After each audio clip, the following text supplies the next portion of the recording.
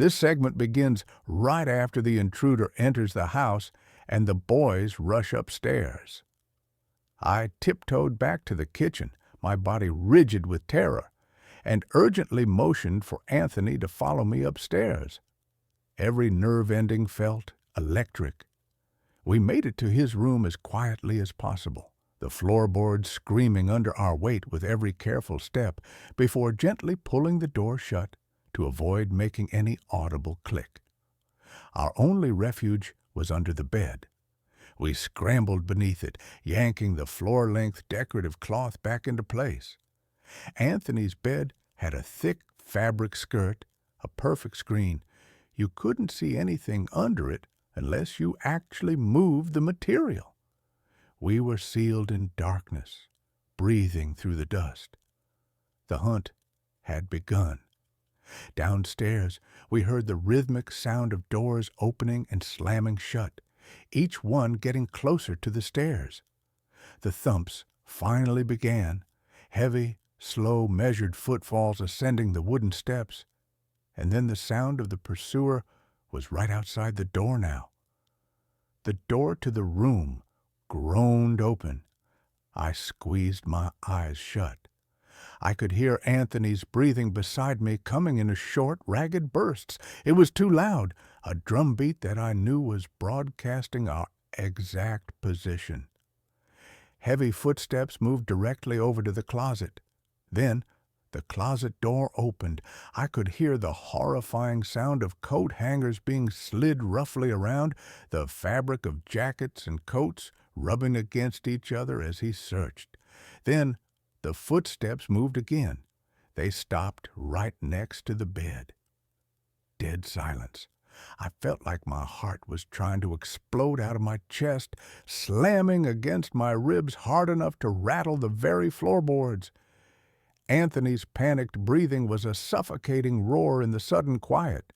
Driven by pure survival instinct, I had to stop it. I quickly moved my hand, pressing it firmly over his mouth, smothering the sound. Nothing but that terrifying, heavy silence remained in the room now. We laid completely still for so long, enduring the crushing weight of the unknown, that I almost convinced myself he wasn't even in the room anymore. Maybe he had left. Maybe we were safe. Slowly, cautiously, I moved my hand away from Anthony's mouth and whispered the desperate question in his ear. "You think we can make a run for it?" He was about to answer when the silence was shattered.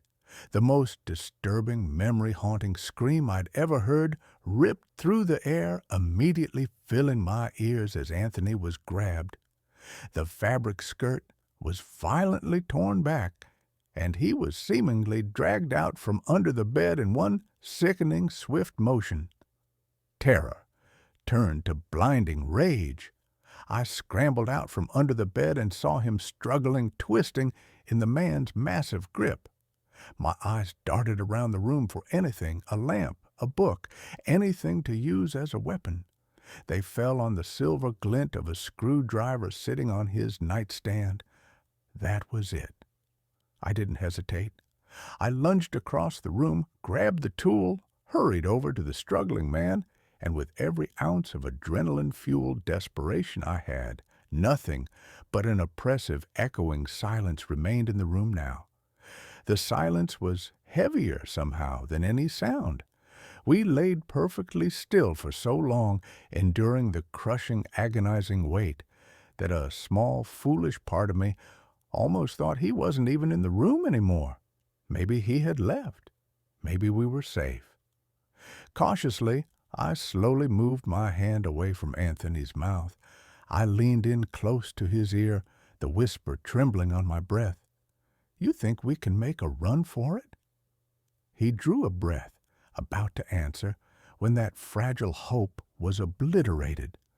A sound, the most disturbing, memory-haunting scream I'd ever heard, tore through the air.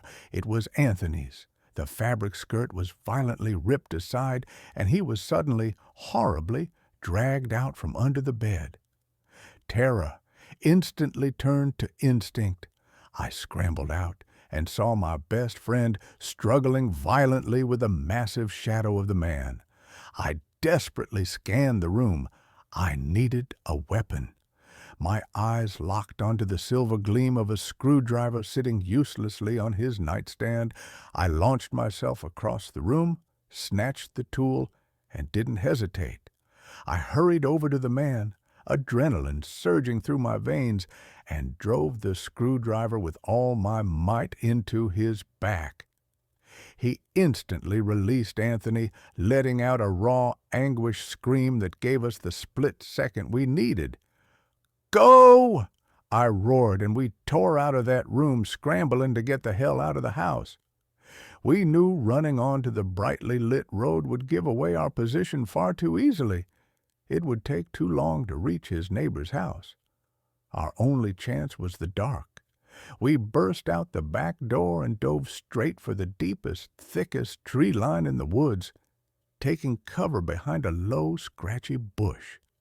We were shaking, watching the house, listening to our own gasps. The back door opened again.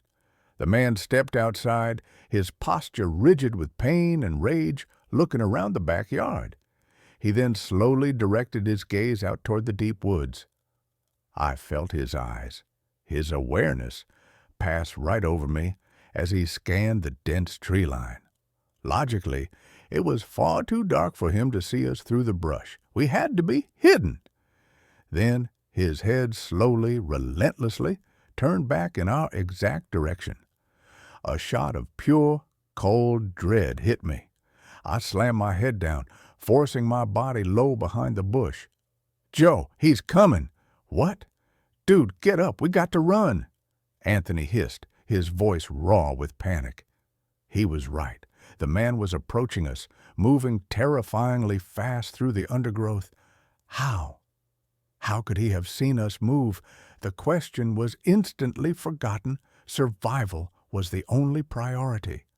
We scrambled up and bolted blindly into the heart of the woods, the dry leaves crunching explosively under our shoes, the sound broadcasting our precise location to him. When Anthony tripped hard over a root, I dropped down instantly, crouching low with him, praying we had somehow managed to create enough distance. Not even 20 seconds later, the rhythmic, heavy sound of oncoming footsteps from the direction we were running from came fast. They slowed only a few yards away. Just 2 trees separated us from him as we lay absolutely frozen, face down in the cold, damp leaves. Long, silent, agonizing pause. We hear nothing but the sound of our strained, terrified breathing. Then the heavy footsteps broke the silence, suddenly tearing off hard and fast in another direction entirely. We waited until the sound of his running was completely gone. Our nerves shredded, we turned and took off back toward the faint lights of the house. While sprinting over the chaotic sound of our own heavy breathing and the leaves crushing under our feet, I could swear I heard that same crunching sound coming from right behind us. We reached the backyard, hurled ourselves through the door, and this time we both worked to slam and lock the back door securely. We were now finally able to call the police. Anthony stayed on the line with the dispatcher, his voice barely a coherent whisper, while I nervously patrolled the back windows. It was utterly dark out there. I couldn't see anything at all. Driven by a desperate need to know, and against every sensible instinct, I did something completely reckless. I hit the switch and turned on the powerful backyard floodlights. And immediately, in the distance, silhouetted against a big tree line, I saw him. He was standing perfectly still, watching the house. He paused, stared straight at the light, then turned off back into the black woods and vanished. That was the last time me or Anthony ever saw him.